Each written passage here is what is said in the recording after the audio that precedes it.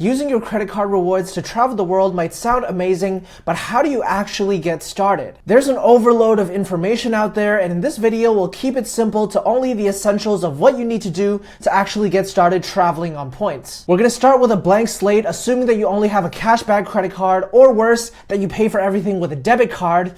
Yikes. And we're going to show you what you need to do in order to go on that luxury trip you've been dreaming about within 1 year's time. Because the truth of the matter is, you don't have to be rich to fly first class, you don't have to be spending a lot of money on your credit cards to earn a lot of points. Instead, simply by spending the money that you would have spent anyway, but in a smarter way, and then learning to redeem those points for the best value, you can start to take luxury-laden trips like business class and first class and high-end hotels and start traveling the world in a way that you could have only ever dreamed of. We'll start at the beginning. You have to earn points first before you can redeem them, and ideally you earn them cheaply, quickly, and easily. Now, if you're like 99% of the people out there, then you might be like, well, it's taken me 10 years to earn 10,000 Aeroplan points, so I'm going to save these points for when I retire, and then I'll finally have enough points to take a trip. But that, my friends, is the wrong way to think about it. You see, earning points the regular way, by flying, by spending on your credit card, by shopping with partner retailers, this adds up over time, but it's not going to meaningfully accelerate you towards your travel goals. Instead, what you need to do is to earn points faster, and that primarily takes the form of credit card welcome bonuses. Now, at this stage, you might be wondering, isn't it going to be bad for my credit score to juggle so many credit cards at once? And the answer there is, contrary to popular belief,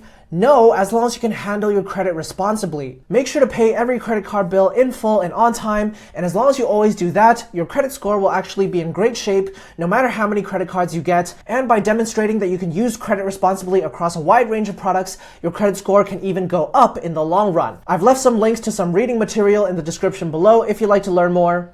And at this stage, if you're wondering, well, if my credit score is not going to get hurt, can I just sign up for every card out there? We'll talk about that a little bit later on, so make sure to stick around. Now, at this stage, you're probably wondering, well, which credit card should I actually get? And it's very important that you know that not all credit cards and not all credit card points were created equal. Now, let's cut to the chase here. If your goal is to use points to travel in luxury and treat yourself to special experiences that you wouldn't have had otherwise, then you only need to focus on two main programs in Canada to start with: American Express membership rewards and Aeroplan. Don't worry about Avion and Aventura and Avios and all those other programs. In fact, if you have one of those credit cards in your wallet right now, then simply take it out and cut it up, because you won't be needing it anymore. American Express and Aeroplan is the best place to start if you want luxury travel. Now, those are the two key programs, and here's the one key thing you need to know. American Express points transfer 1-to-1 to Aeroplan points, and both points currencies are easily earned through the major Canadian credit cards, which means that you can combine all your points into your Aeroplan account and then use those points to book business class flights,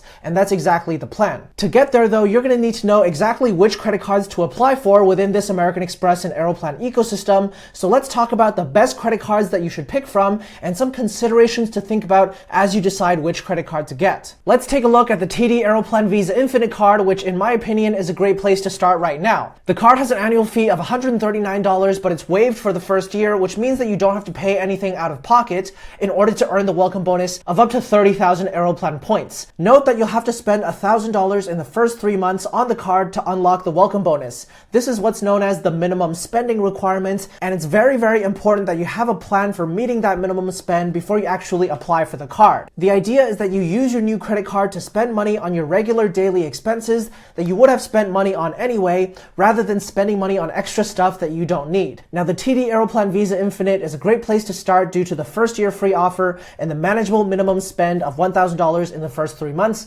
That's only $300 a month, should be easily achievable for basically anybody. However, the bigger and better rewards come with the more expensive cards, but they also allow you to earn points even faster. Take, for example, the Business Platinum card by American Express with the best welcome bonus we've ever seen in Canada of 120,000 membership rewards points. These 120,000 points come at the cost of a $499 annual fee, and you have to spend $10,000 in the first 3 months to actually earn the bonus. Now, that's obviously a huge spending requirement, and it's only going to be easily within reach if you're a business owner or a naturally high spender. And if you're not one of those things, then you may need to plan your credit card application strategically around your big expenses that come up from time to time. For example, a major electronics purchase or a home renovation or wedding expenses. It's super common for people to get into this game because they're having a wedding and they want to put all their expenses on the right credit cards to rack up the points and book an epic honeymoon around the world in first class with luxury hotels after the wedding.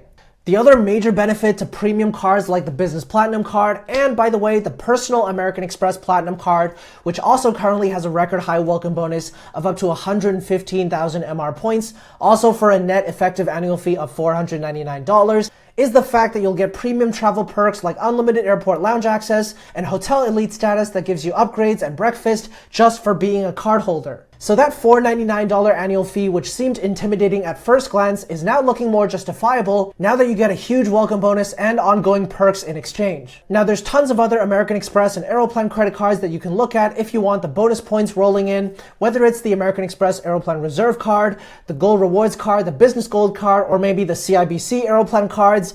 But there's one credit card that we haven't even touched on yet that's arguably the credit card that virtually every Canadian should get. And that's the American Express Cobalt card, which is one of the best Canadian credit cards for your daily spending. The welcome bonus on this card is a modest 30,000 MR points, sometimes reaching 50,000 MR points if you wait for a better offer in the future.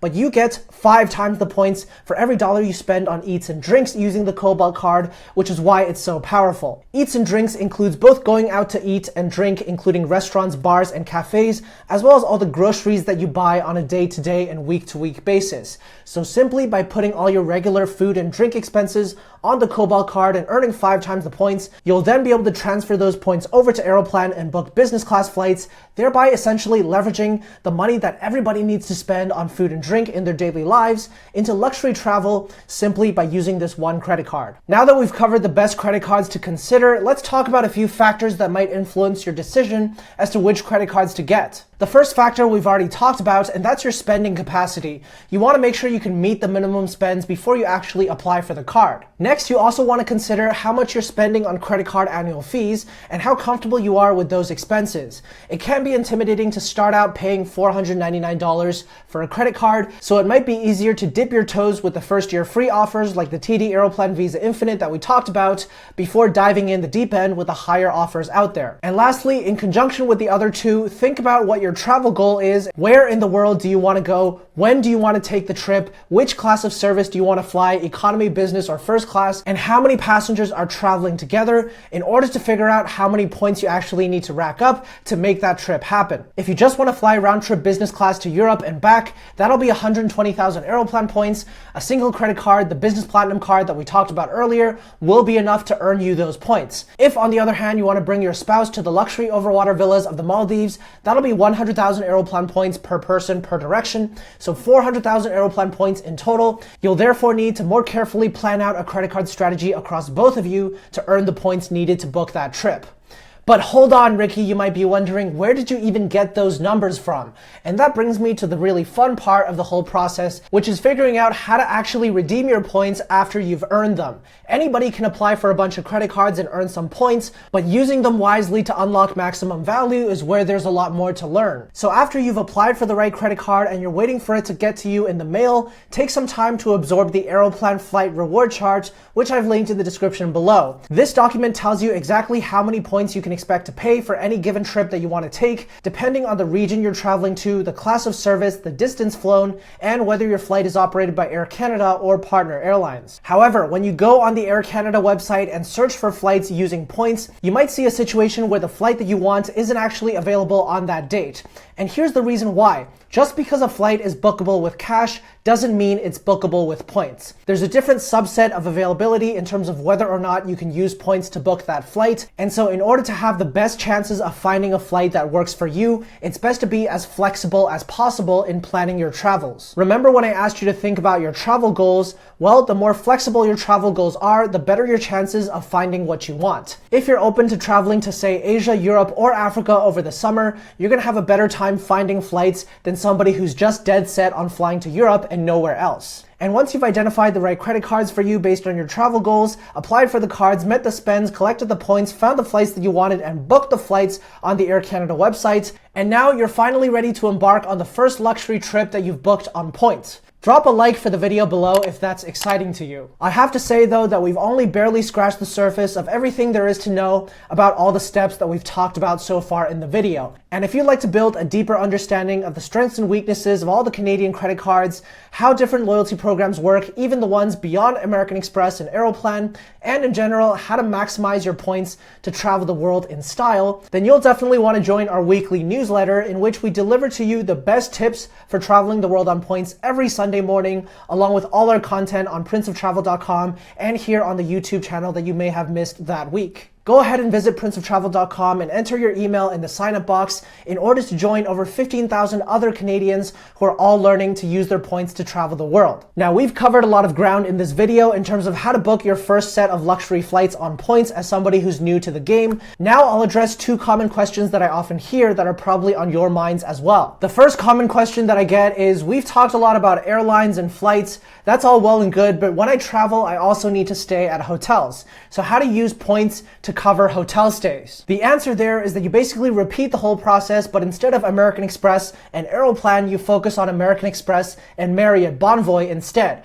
Marriott Bonvoy being the loyalty program of the world's biggest hotel chain, and the only hotel program that we can meaningfully earn points in large quantities here in Canada. The major credit cards to pay attention to are obviously the Marriott Bonvoy American Express personal and business credit cards, which currently also have very impressive welcome bonuses. You can also transfer American Express points to Marriott Bonvoy, just like with Aeroplan, this time at a 1 to 1.2 ratio. But these days, the program has devalued a lot, so even though Marriott Bonvoy points are still worth collecting, it isn't quite as interesting as earning Aeroplan points and booking flights using those points instead. Bottom line, for hotel points, focus on Marriott Bonvoy, but you're probably still better off focusing on using points for flights rather than hotels. The second common question that I hear is, after you sign up for all these credit cards, you've paid the annual fee, you've collected the welcome bonus in the first year, what about when the second year's annual fee comes due? Do you still have to pay those annual fees? And if so, isn't it not going to be worth it anymore? And of course, you're under no obligation to keep the cards forever. You can in fact choose to cancel the card at any time you wish. However, it's not recommended to do so too soon after collecting the bonus,